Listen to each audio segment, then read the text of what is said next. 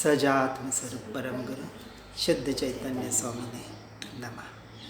स्यद्वादिनय षट द्रव्य गुण पर्याय और प्रमाण का जड़ कर्म चेतन बंध का हरु कर्म के अवसान का कह कर स्वरूप यथार्थ जग का जो किया उपकार है उसके लिए जिन वाणी माँ को वंदना शतवारी है, वंदना शतवारी है।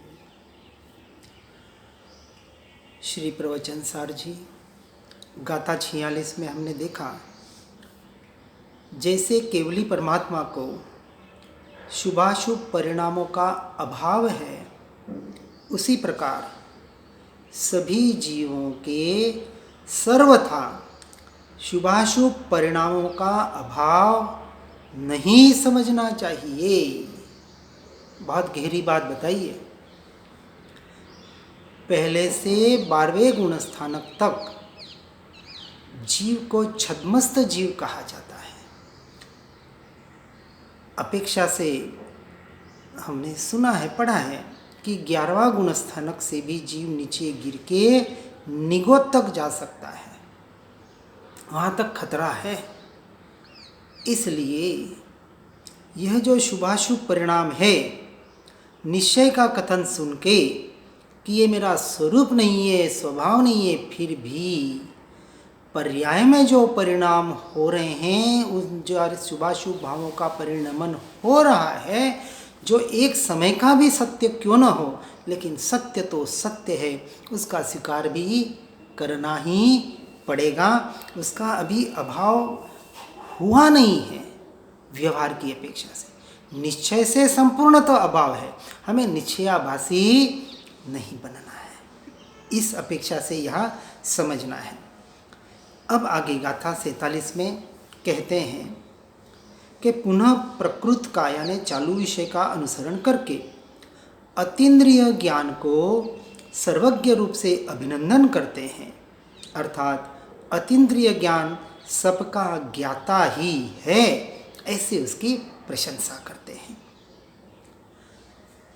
जो एक ही साथ सर्वतः यानी सर्व आत्म प्रदेशों से तात्कालिक या अतात्कालिक विचित्र अनेक प्रकार के और विषम अर्थात मूर्त अमूर्त आदि असमान जाति के समस्त पदार्थों को जानता है, उस ज्ञान को क्षायिक कहा गया है। व्यवहार की अपेक्षा से कथन समझना है। ज्ञान अभी भी किसी अपेक्षा से मतिश्रुत ज्ञान जिसे हम कहते हैं, बिना मतिश्रुत का कोई जीव नहीं है। निगोद से लेके छद्मस्त सभी जीवों के मतिश्रुत ज्ञान होता ही होता है। और ज्ञान के जो 5 भेद बताए, मति, श्रुत, अवधि, मनपर्यव और केवल, व्यवहार की अपेक्षा से भेद करके बताया जाता है। सामान्य ज्ञान की अपेक्षा से, ज्ञान स्वभाव की अपेक्षा से उसमें अंश मात्र भी भेद नहीं है, क्योंकि यह अनंत ज्ञान जो अनंत गुणों के साथ रहा हुआ है, वो कैसे हैं? अभेद है, एक एक प्रदेश में है और असंख्य प्रदेशी होते हुए भी अखंड है। यानी ज्ञान अभेद भी है, अखंड भी है, सारे गुणों के साथ रहा हुआ है, और ऐसे द्रव्य गुण पर्यायों का जो घनपिंड है, परिपूर्ण ऐसा जो ध्रुव तत्व है, वह मैं हूँ, वह आत्मा है। उसे ज्ञायक भाव कहें, ज्ञायक कहें, आत्मा कहें, जिस भी नाम से पुकारे, महत्व शब्दों का नहीं है, आपके भावों के साथ आपका अभिप्राय क्या है, इस अपेक्षा से सारा वर्णन हमें यहाँ समझना है। अब उसकी टीका में अमृत चंद्राचार्य जी कह रहे हैं कि क्षायिक ज्ञान वास्तव में एक समय में ही सर्वतः यानी सर्व आत्म प्रदेशों से। ऐसा नहीं समझना है कि कहीं एक प्रदेश से जानता है, जानने का कार्य, क्योंकि असंख्य आत्म प्रदेशों में हर प्रदेश में अनंत गुण है। तो ये ज्ञान ज्ञान ज्ञान ज्ञान ज्ञान ज्ञान और अनंत गुण जहाँ जहाँ आत्मा के प्रदेश हैं वहाँ वहाँ अनंत गुण रहे हुए हैं। इस अपेक्षा से सर्व आत्म प्रदेशों में वर्तमान में वर्तते तथा भूत भविष्यत काल में वर्तते उन समस्त पदार्थों को जानता है जिनमें पृथक रूप से यानी द्रव्यों के भिन्न भिन्न वर्तने वाले निज निज लक्षण, उन द्रव्यों की लक्ष्मी संपत्ति शोभा जो है उनको, यानी जब केवल ज्ञान होता है एक समय में होता है, एक समय में लोकालोक को यानी 6 के 6 द्रव्यों के परिणमन को, उनके लक्षणों को, उनके गुणों को, उनकी पर्यायों को एक क्षण में जानते हैं।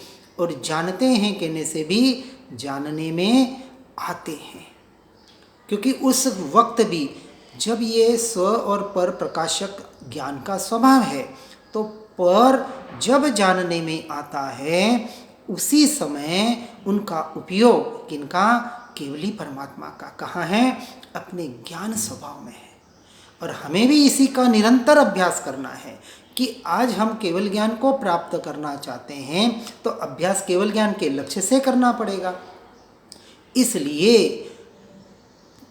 हमारे भावलिंगी संत मुनि कहते हैं, क्या कहते हैं, हमें तो ज्ञेय ज्ञेय में भी ज्ञान ही जानने में आता है।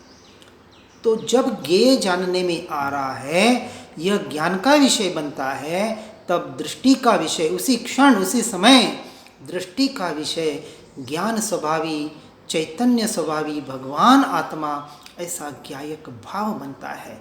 और उसी का हमें निरंतर अभ्यास करना है।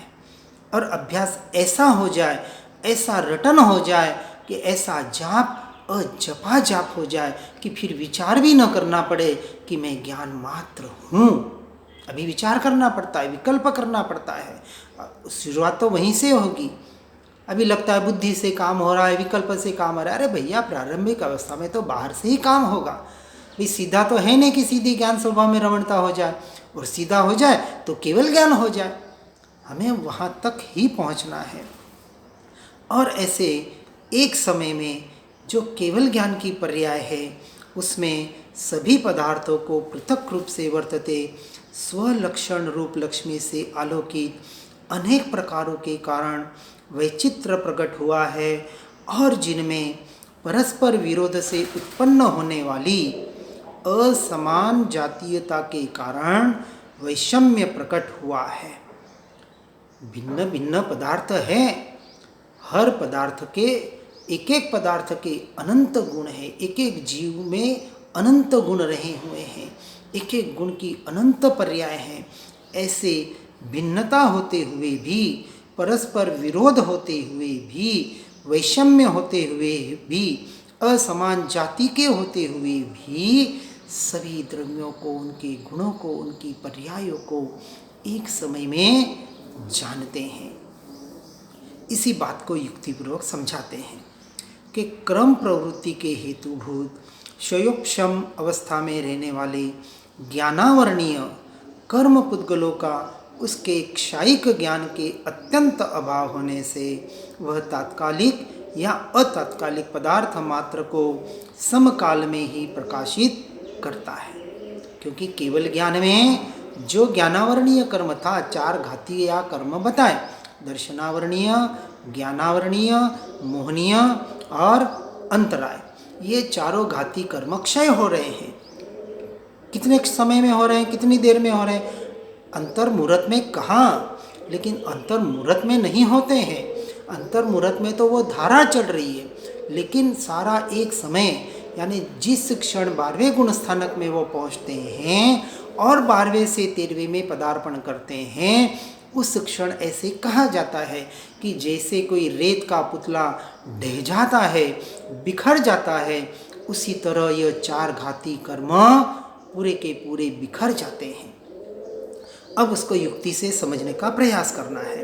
तो जब ये घातीय कर्म पुद्गलों के परमाणु बिखर गए तो इस क्षण जो ज्ञान का जो स्वरूप है, जो प्रकाशित होता है, वो अपने संपूर्णतः, यानी अपन कहते हैं ना, जैसे कोई वस्तु होती है, कोई वस्तु 50% काम करती है, कोई 80% करती है, यहाँ ज्ञान स्वभाव 100% काम कर रहा है। अब वहाँ अंश मात्र भी उसमें मलिनता नहीं है, क्योंकि सारे के सारे कर्म आपके ज्ञानावरणीय क्षय हो गए। इस वजह से जो ज्ञान की संपूर्ण ताकत है, जो उसका वीर्य है, उसकी शक्ति है, सारे गुण सब अपना जोर लगाकर, और उस जोर के आधार पर अब समझना है कि एक समय में सब कुछ लोकालोक जानने में आता है। क्योंकि सर्वतः विशुद्ध होने के कारण प्रतिनियत प्रदेशों की विशुद्धि, यानी सर्वतः विशुद्धि के भीतर डूब जाने से वह सर्वतः यानी सर्व आत्म प्रदेशों से भी प्रकाशित करता है। सर्व आवरणों का क्षय होने से, कौन से सर्व आवरण? 4 घातीय कर्म का केवल ज्ञान में, और जब निर्वाण होना होता है तब शेष बचे हुए 4 अघाती कर्म भी वहाँ क्षय होते हैं। इस अपेक्षा से सिद्ध और अरहंत की अवस्था को समझना है। अब यहाँ सारे आवरणों का क्षय होने से, देश आवरण का क्षोभक्षम न रहने से वह सबको भी प्रकाशित करता है। अब सबको यानी स्व को भी और पर को भी प्रकाशित करता है।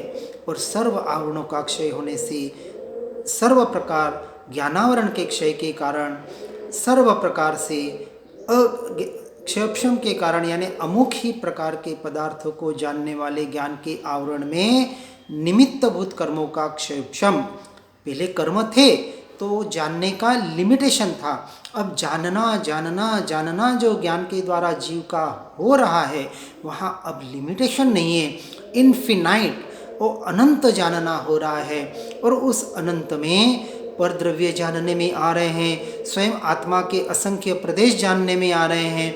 ये सब कुछ जानने में आते हुए भी उसी क्षण, उसी समय उनका उपयोग स्व में होने से स्व को ही जान रहे हैं, निश्चय की अपेक्षा से। ऐसा स्व पर प्रकाशक केवल ज्ञान में प्रकट हुआ है। किसके? केवल ज्ञानियों के। और हमें भी प्रकट करना है ये हमारे लिए, क्योंकि मैं शुद्ध हूँ शुद्ध हूँ शुद्ध हूँ सिर्फ करते रहेंगे तो जो पर्याय में परिणमन करना है, जो पुरुषार्थ पर्याय में करना है, वो पुरुषार्थ हमारा कमज़ोर पड़ जाएगा। इसलिए अभी निश्चय से सर्वथा शुद्ध हूँ, लेकिन पर्याय में अभी बहुत मलिनता पड़ी है। उस मलिनता का भी हमें स्वीकार करना है। ज्ञान का विषय उस मलिनता को बनाना है, और दृष्टि का विषय निरंतर हमारे ज्ञायक भाव को बनाना है। यही सच्चा हमारा पुरुषार्थ है।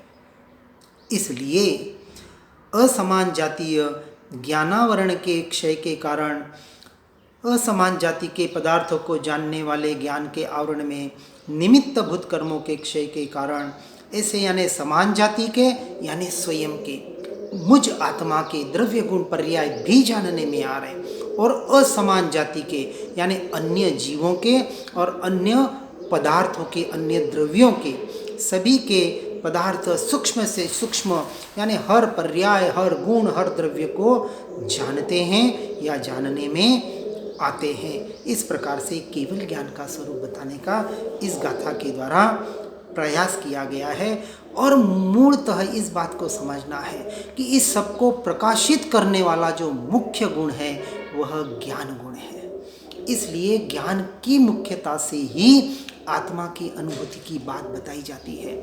और ये जानना जिस ज्ञान गुण से हो रहा है, उस अपेक्षा से आत्मा को ज्ञान मात्र कहा गया है। ज्ञान ही आत्मा है, आत्मा ही ज्ञान है, मैं ज्ञान मात्र हूँ। लेकिन यह हमें जो भाव जब हम करते हैं तब एक गुण को नहीं पकड़ना है। इसलिए उस ज्ञान गुण के द्वारा हम उसे असंख्य अनंत गुण, असंख्य प्रदेश और उसके द्वारा एक जो असंख्य अभेद अखंड ध्रुव तत्व है, वो दृष्टि का विषय हमारा बनना चाहिए। शब्द कुछ भी हो, यहाँ शब्दों का, वाक्यों का, इनका महत्व नहीं है। आपके भावों में क्या है और भावों से भी आपका उस वक्त अभिप्राय क्या है, आपका दृष्टि का विषय क्या बन रहा है। अखंड आत्मा बन रहा है, अभेद आत्मा बन रहा है, या खंडित या कुछ देश प्रदेशी आत्मा बन रहा है, इसका हमें शास्त्रों के माध्यम से उसको जानकर अपनी दृष्टि को, क्योंकि पूरा विषय दृष्टि का है, द्रव्य दृष्टि और पर्याय दृष्टि। पर्याय दृष्टि अनादिकाल से कर रहे हैं, वहाँ से दृष्टि को हटाकर हमें अब निरंतर द्रव्य दृष्टि की ओर हमारी दृष्टि का प्रयोजन करने का पुरुषार्थ करना है। इतना सुन लिया, पढ़ लिया और उसके बाद भी उसका पुरुषार्थ न करें तो यह सुनना पढ़ना तो अनंत बार कर लिया।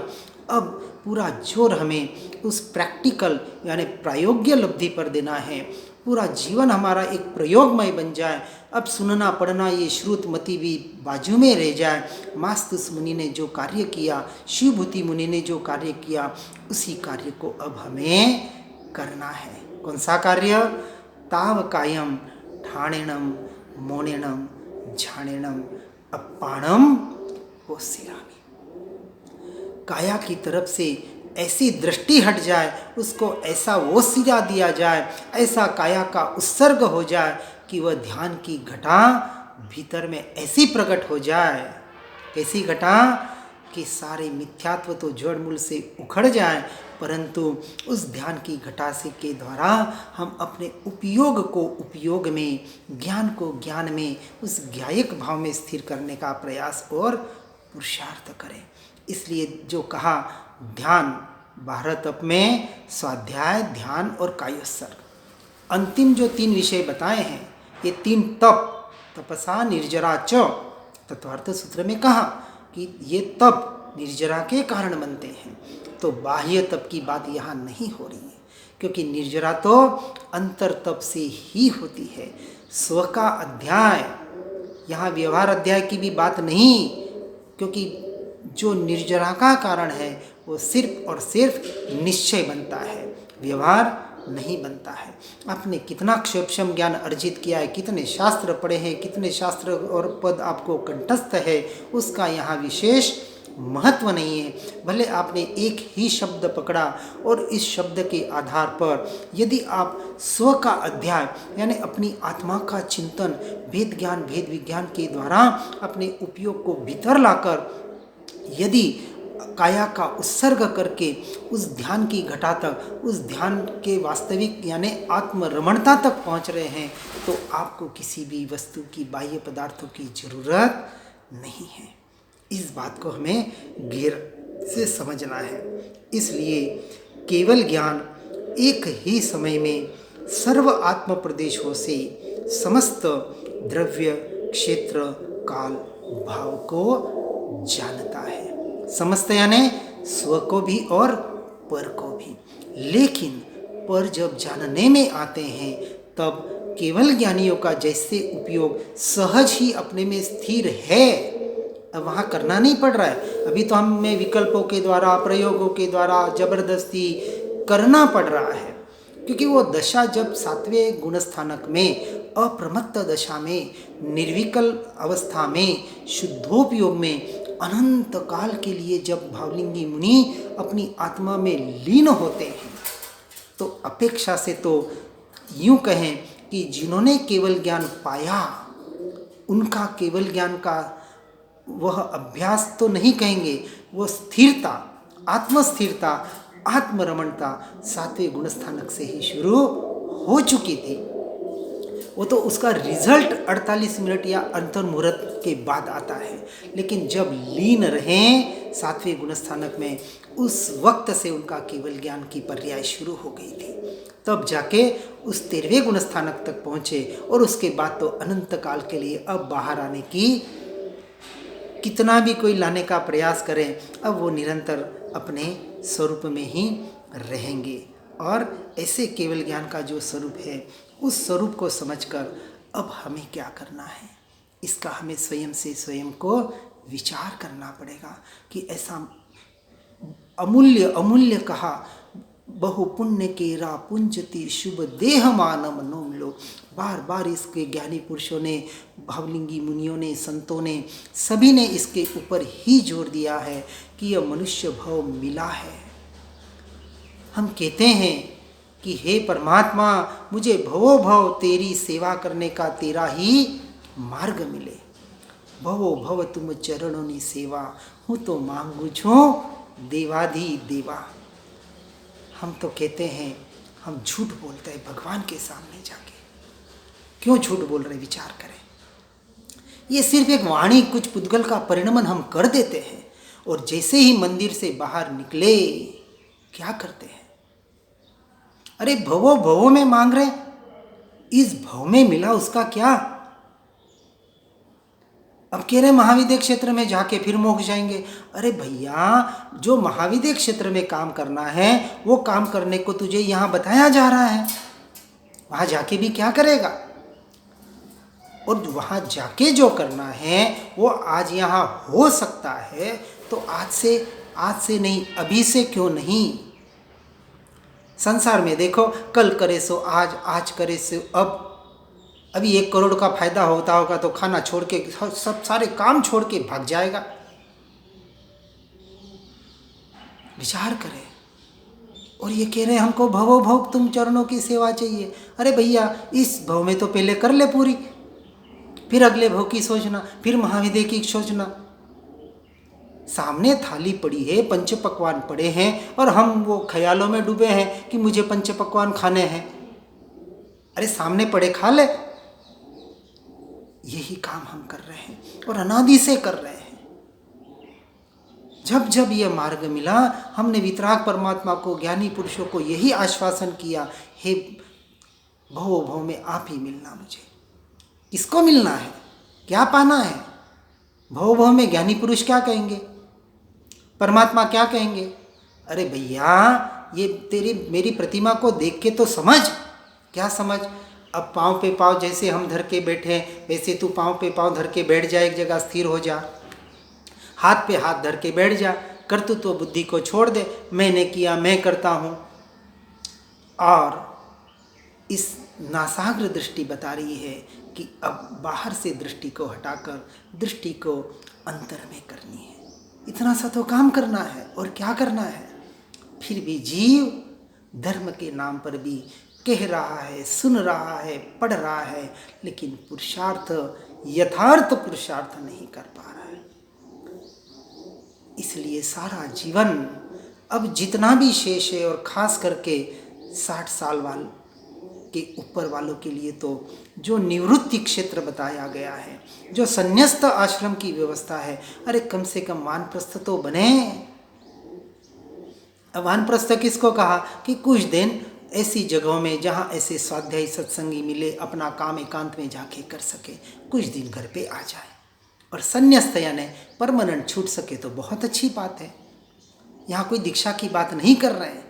पहले सम्यक दर्शन को प्राप्त करें। दीक्षा जीवन में अपने आप आएगी। बिना दीक्षा के मोक्ष नहीं होगा, तो दीक्षा आएगी आएगी, परंतु उसके पहले जो पुरुषार्थ सच्चा करना है सम्यक दर्शन के लिए, यानी अपनी आत्मानुभूति के लिए, उसका सच्चा पुरुषार्थ करके हर जीव इस मार्ग में आगे बढ़ने का प्रयास करे, पुरुषार्थ करे। इसी भावना के साथ ओम नमः सिद्धम। जिन वाणी के ज्ञान से हो सम्यक श्रद्धा, हो चारित्र महान उर पाऊं पद निर्वाण। जिन वाणी के ज्ञान से सूझे लोकालोक, सो वाणी मस्तक नमो सदा दे।